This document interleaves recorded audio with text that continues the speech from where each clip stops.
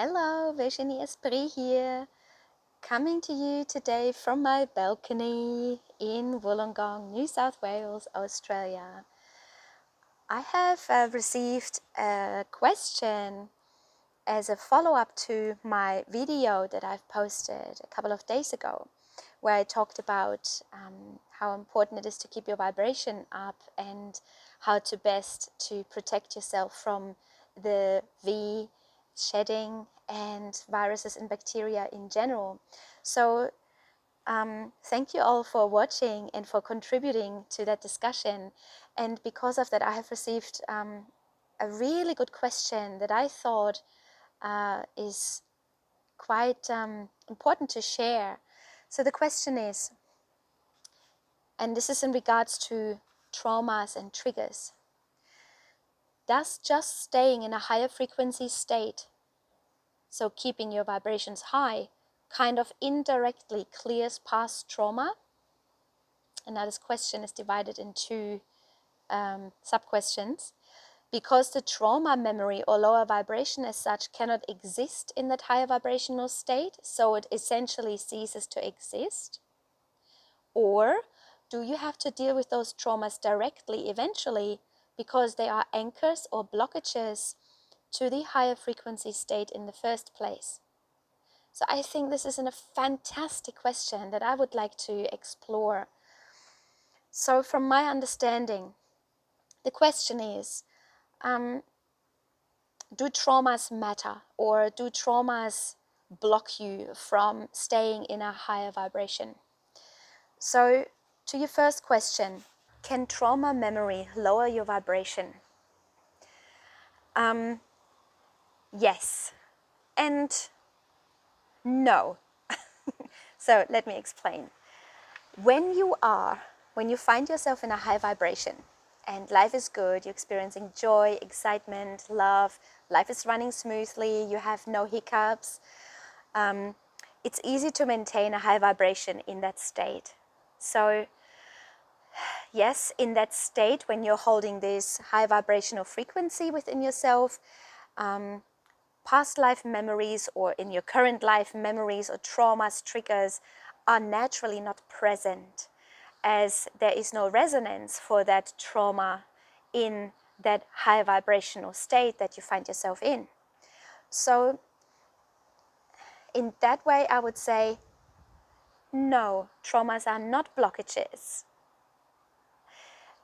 But if you are standing in your high vibration and you're getting triggered by an external event, let's say your partner comes home with a really foul mood and you have an argument, or let's say your coworker has mistreated you at work, or your boss has been ugly to you, or something happened in a supermarket, or a person cut you off on the road in the car.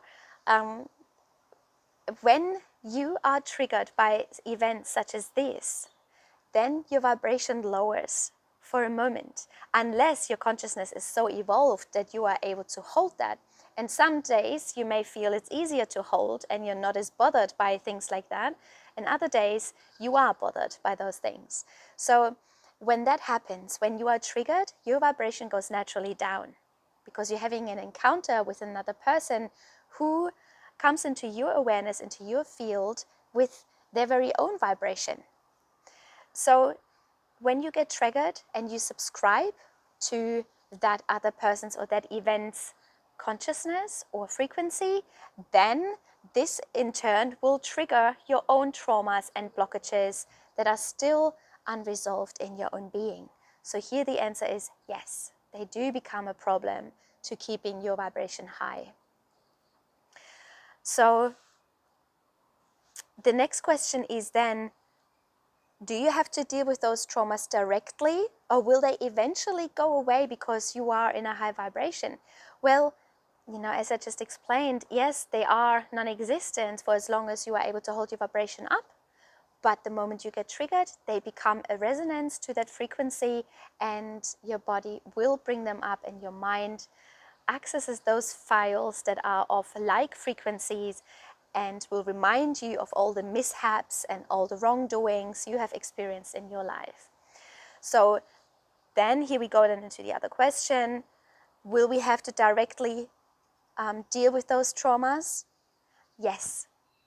Because what we also have to understand is on our spiritual ascension process, or journey to enlightenment, or becoming aware, whatever you want to call it, is we can certainly access higher states of consciousnesses, and we can experience unconditional love consciousness and everything that comes with it.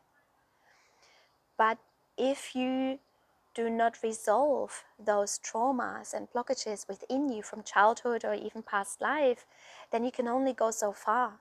Because even though right now in this moment you may experience joy, excitement, happiness, and your vibration is quite high, your body also still in the cellular memory carries a frequency of trauma or suppression of whatever happened, or fear, yeah, that still sits in your trauma, in your body. So your higher consciousness or higher vibration may override this, but there's still that lower frequency that your trauma emits, that's sitting in your cellular memory in the body. So, and really, if we want to expand, we have this understanding that expanding means higher and higher and higher and better and better and better. But what most people don't realize is when we talk about spiritual expansion, we also expand into the dark places within our being. When we expand upwards, we also naturally expand downwards. I like to see it as a circular experience, not up and down as in linear, but we are gaining depth outwards and depth inwards, yeah, in a 360-degree kind of way. So when we become aware of our spiritual nature, we are naturally expanding into the more positive feelings of it. But by doing so, we're also expanding into the other direction, also becoming aware of the dark and the shadow aspects within ourselves. And this is then where we can access traumas and blockages that are still residing in the cellular memory of our body. So yes, we do have to eventually directly deal with those traumas and help the body clear those traumas. I hope this helps, and watch out for another video where I guide you through how to do that, how to access that cellular memory and how to clear that trauma. I hope this helps for now, and please keep those questions coming. I love you all. Bye for now.